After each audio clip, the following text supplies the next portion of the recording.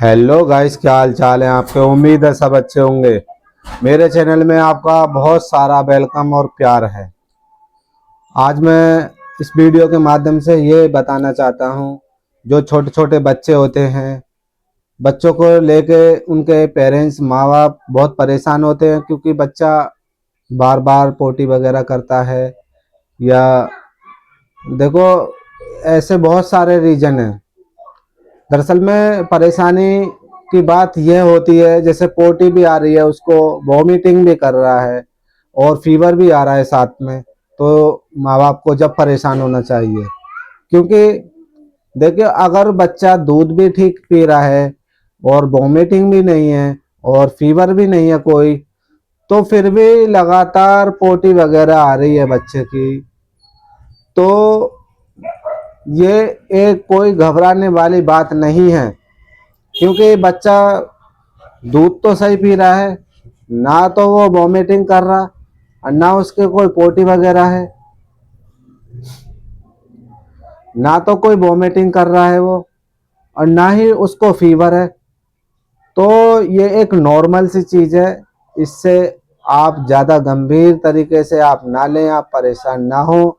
क्योंकि बच्चा जो होता है, ये बच्चे के अंदर सिम्टम्स होते हैं, हाँ, लेकिन इसमें आपको करना क्या है, आपको ग्राइप वाटर का ज़्यादा से ज़्यादा इस्तेमाल कराना चाहिए बच्चों को। जब अगर आपको लग रहा है कि पोटी बार बार आ रही है, बार बार आ रही है, तो वैसे इससे कोई परेशानी तो है नहीं। लेकिन अगर आपको ज़्यादा परेशानी लग रही है, तो आप ग्राइप वाटर का इस्तेमाल कर सकते हैं।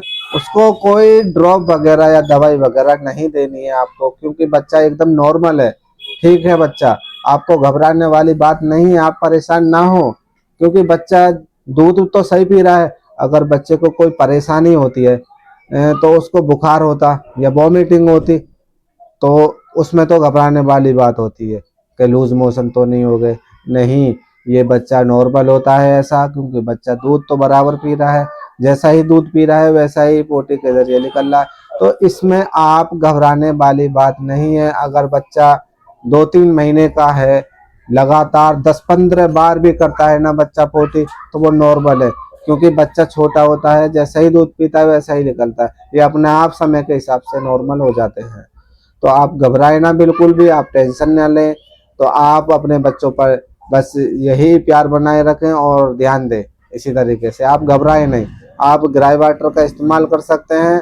और अब अपना जो मिल्क होता है, माँ का जो मिल्क होता है ना, बच्चे के लिए 1000 बीमारियों से लड़ने की ताकत देता है। जो माँ अपना दूध पिलाती है बच्चों को, वो 1000 बीमारियों से लड़ने की ताकत देता है। अगर बच्चा माँ का दूध नहीं पीता है, अगर लूज मोशन वगैरह हो जाए, तो उसमें गंभीरता की बात है, उससे घबराने की बात है। क्योंकि माँ का दूध नहीं पी रहा है, बीमारी दुनिया भर की आ जाती है। ऊपर का दूध पीता है तो बच्चा, तो लड़ने की क्षमता नहीं होती बच्चों को, तो उससे घबराने वाली बात होती है। अगर माँ का दूध बराबर पी रहा है बच्चा, तो कोई घबराने वाली बात नहीं है, ये नॉर्मल होता है। क्योंकि माँ का दूध बच्चे के लिए, वालेकुम अस्सलाम, बच्चे के लिए बहुत ज़्यादा सेहतमंद होता है।